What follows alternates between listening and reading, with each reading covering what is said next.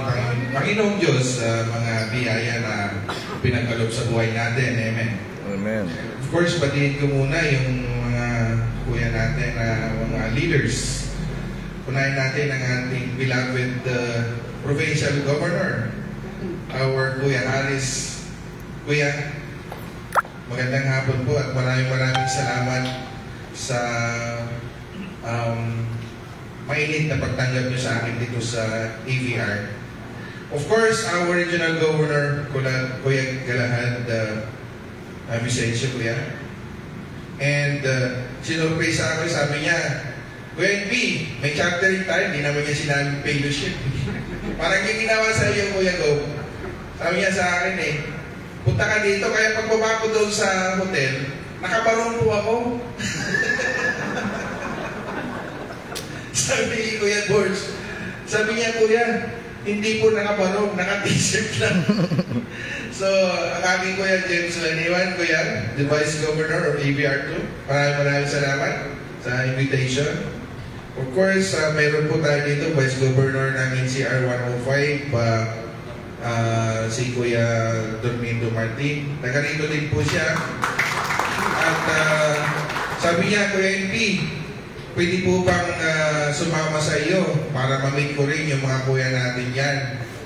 Sabi ko sa kanya, sige, sumama ka para at least kahit nasa NCR yung region mo ka, makita mo kung sino-sino yung mga kuya natin dito sa AVR. Kaya andito po siya ngayon.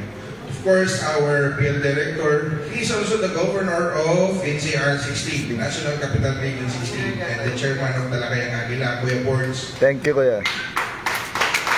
Lahat po ng mga club president, please stand up to be recognized. Yung mga club president natin. Ayan, palakpakan po natin sila. Thank you, Kuya. Lahat ng mga regional officers, please stand up to be recognized. Regional officers. Yung governor lang yata nandito. Tsaka yung vice governor. Lahat kasi puro regional officers. Lahat sila regional officers. Mga kuya natin, Bonso Friends of Eagles, magandang hapon sa inyo lahat. Good afternoon. Ako po ay talagang nagpapasalamat dito sa event na to. Dahil, again, very big surprise for me. Sabi ng fellowship with Ronald de los Santos. Pasensya na mga kuya, ito. Ang sarap sana ng fellowship kung pare-pares na nakainom. Doon tayo makakakilala pag nalalasing na. Pero ako kasi hindi na po ko nainom. Anyway, tama po yung sinabi ni Kuya Gob Borge. For the first time, in lahat ng iniikutan ko na mga region, nagchat-charter ako, nagkakanda ako ng chartering. Dito ko lang nakita yung proper, sabi ko nga, gusto ko sanang ipa-implement Kuya Gob, yung surprise ba na may roses, naka-blindfold yung mga ate. Dito ko lang nakita yun. So sabi ko, this region, hindi mo na kailangan na sabihan pa kung ano yung gagawin. Kung hindi, bagkos, they have their own initiative to comply. Our mission, our goal. Naririnig ko kay Kuya Gob kanina, marami na kayong mga projects, marami kayong mga nagagawang mga charity works dito sa Samar, Katarman. And of course, huwag natin kakalimutan yung mga kuya natin na suportahan, lalong-lalo ng ating provincial governor, ang Kuya Harris. Suportahan po natin, palakpakan po natin ito.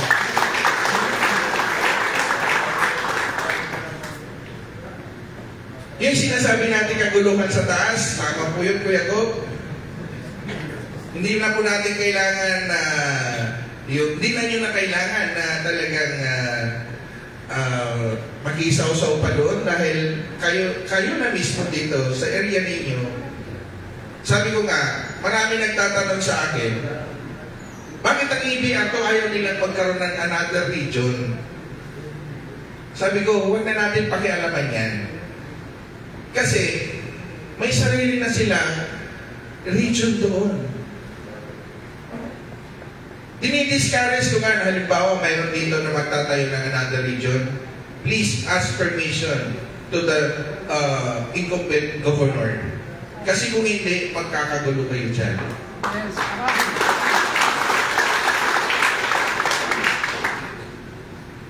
Yun po yung lagi kong sinasabi. Dahil may sarili sila dyan. At may silang sariling disiplina sa bawat membro. Dili mo ang ating governor, pa-escondin mo, Kuya Gob. Baliktad kaya natin ngayon. Ikaw din mag-dispensara ko, Kuya Governor ngayon. Di ba? Yun ang gusto ko sana ng lahat. Actually, I always telling na yung region nyo dito sa AVR, binibigay kong example yan. Sabi ko dapat gano'n lahat ng region.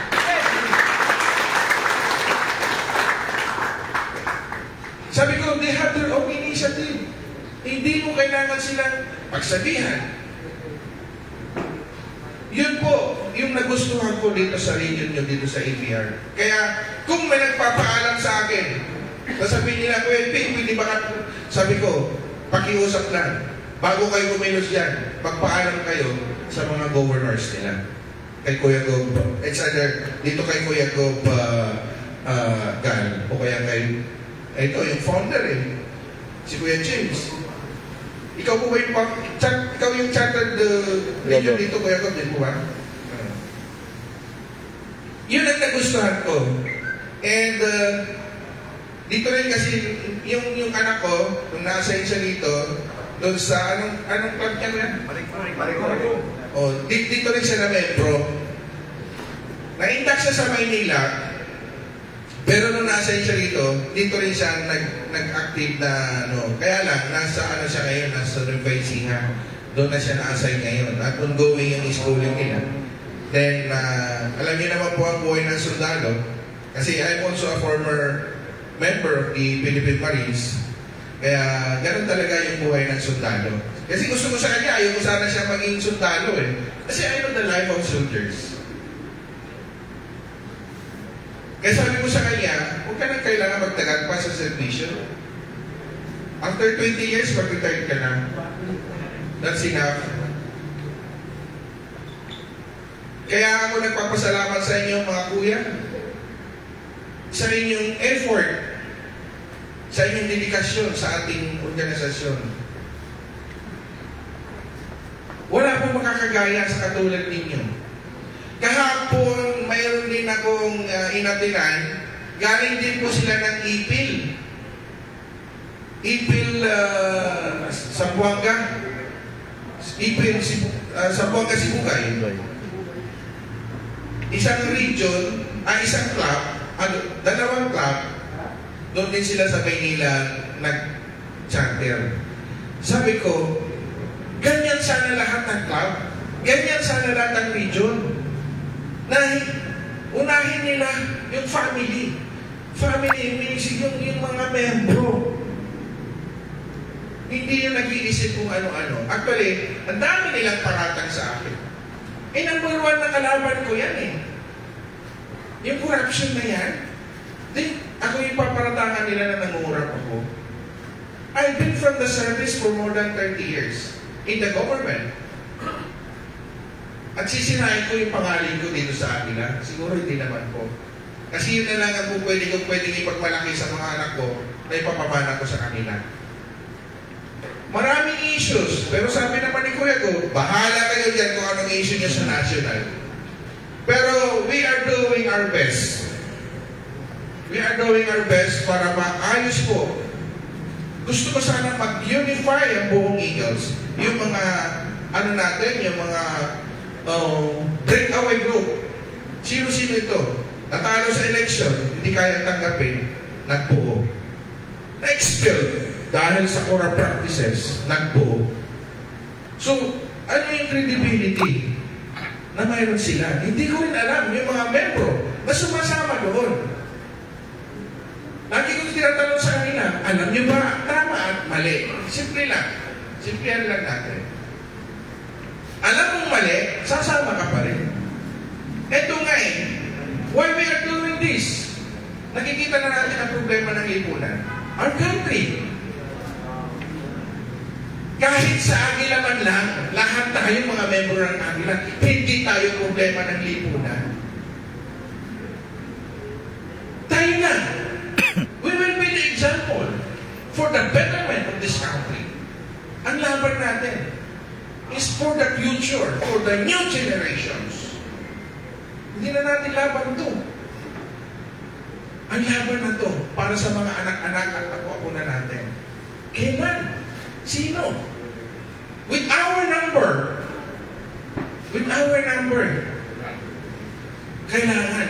This is the right time, mga kuya. This is the right time for us to help our country and to help our Filipino people.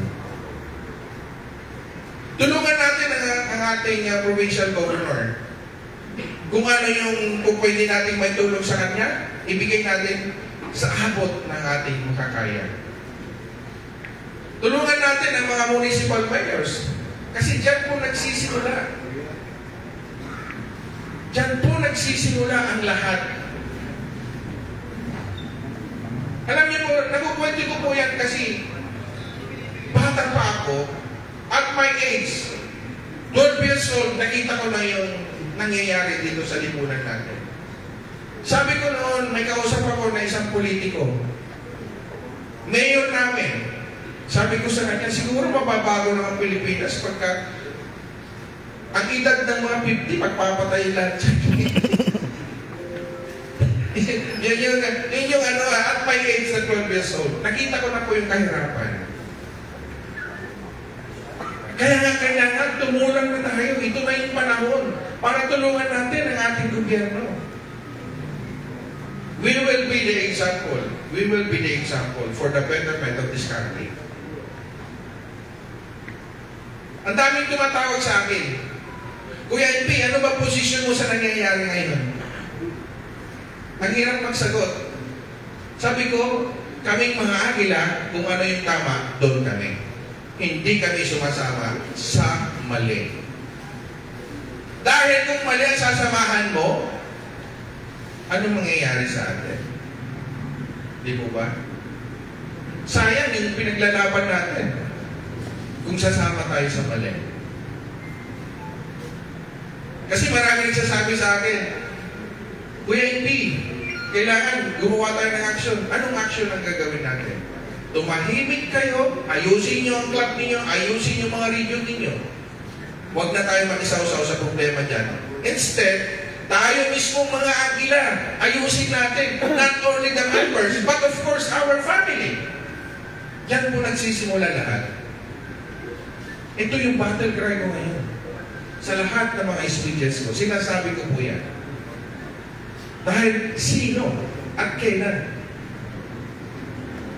Kaya mga kuya ko, ako'y nagpapasalamat with this region. Kung pwede ko nga lang pitpitin lagi si Kuya Go o kaya si Kuya Vice Gov sa Maynila para ako gagawin kong example sa mga ano ko dadalhin ko yan Di ba?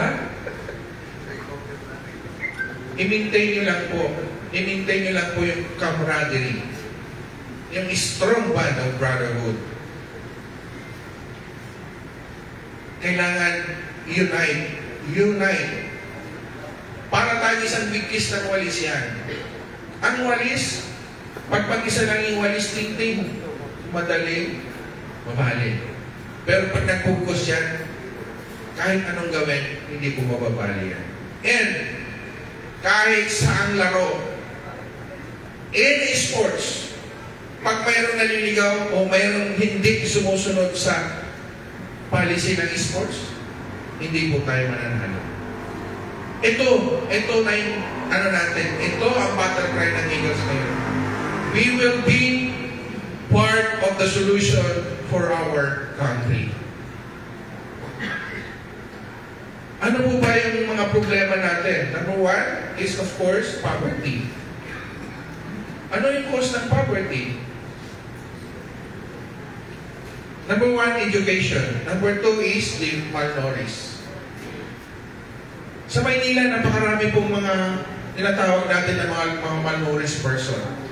So, ito kasi mga malnourished, pag nag-aaral yan, pag pumasok sa school na walang laman ng tiyan, sa tingin natin, mayroon po bang papasok sa isip? Ito yung madaling, sila yung madaling mahikayat.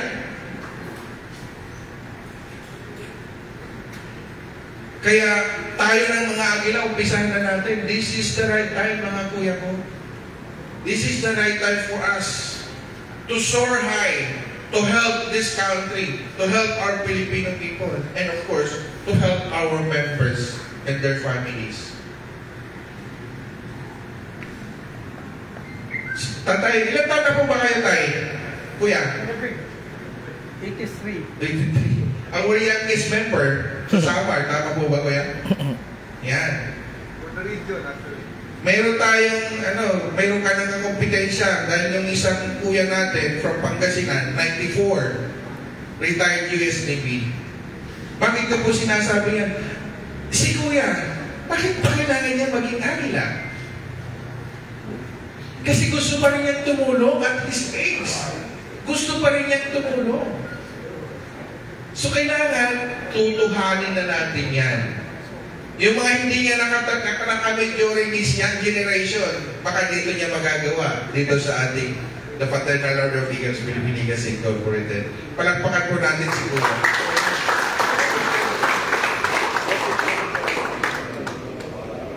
Ito yung dapat natin gawin, mga kuya ko. Panahon na. Sabi natin, we are the fastest growing organization. We are also one of the prestigious organization. Nasisira lang sa mga kasamahan natin na mga breakaway. Bakit? Lahat naman ng organisasyon na lumalaki. Ganun po yun.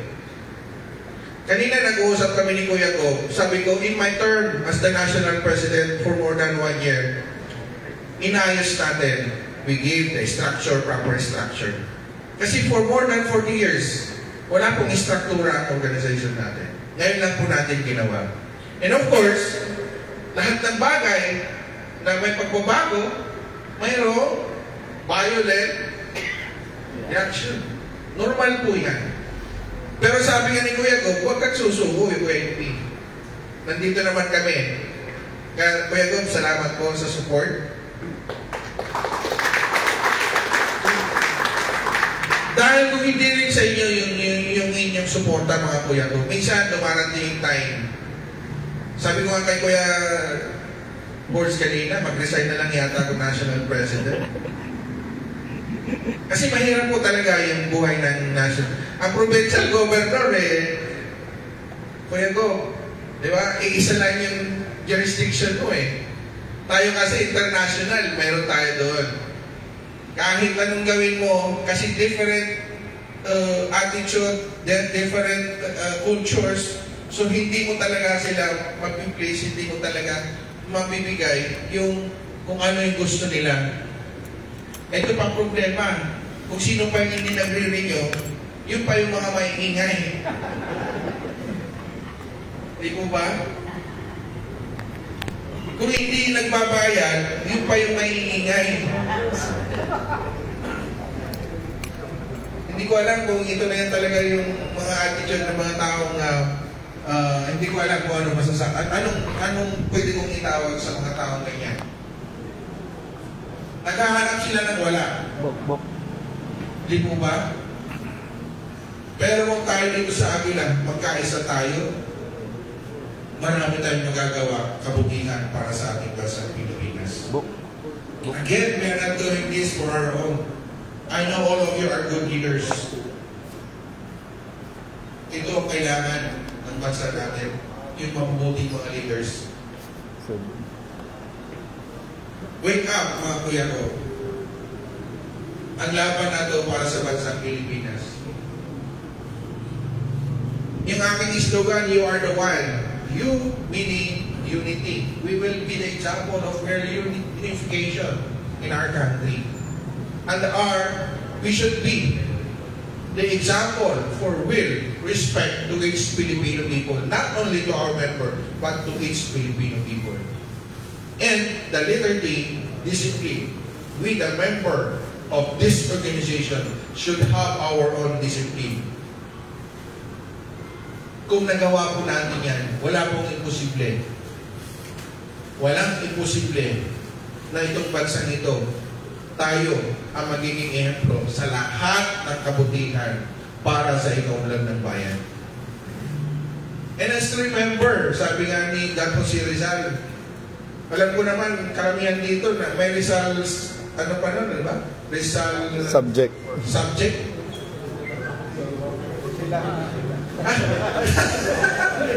Hindi ka accepted ko, ano? Di ba? Ang sabi ni Dr. Si Rizal, sabi niya, ang kabataan ay pag-asa ng bayan. But this time, ang agila ang pag-asa ng bayan. Tandaan po yan, mga kuya ko. Panahon na. Wake up. Hindi lang tayo naging membro ng Eagles because we want to wear this t-shirt, we want to wear this thing. No, hindi po. We have a purpose. May purpose po yan. Kaya nga sabi ko minsan, dumarating yung time na sabi ko, nagpapakahirap ka dito na wala ka naman sinisahod. Kaya lang kasi, sabi ng misis ko, tinanggap mo yan. Kaya panindigan mo yan. We are all here volunteers. Kaya lang tinanggap natin yan na obligasyon natin. I hope na ipagpatuloy niyo pa ang pagtulong at pagkuha ng mga mabubuting mga membro ng ating organisasyon. Again, we will be the example for the betterment of our country. Maraming salamat ulit, Kuya Gob, sa iyong pag-imbita na sabi mo, chartering, pero fellowship pala. Na-surprise talaga ako. And anytime, kasi nung in-invite ako ni Kuya Gob, yung schedule mo, Kuya, di ba? Ang schedule ko po kasi, hindi po ako, yung pag sinabi mo, makukuha niyo po. Sabi ko, Kuya, ito yung date na available ako. Actually, kahapon pa dapat nandito ako. Dahil meron po akong importanteng lakad kahapon. Kaya sabi ko, Kuya, ako na bahala, basta makakarating ako bukas. So, kung halimbawa, mayroon tayong next fellowship, Kuya, go. Sabihin mo na sa akin para makapaghanda ako. 11 nga, 11. October 11. Naku, nandun ako kay Ilang oras pa yan hanggang kay Kuya Prince? Kuya Go, ilang oras yan hanggang kay Kuya Prince?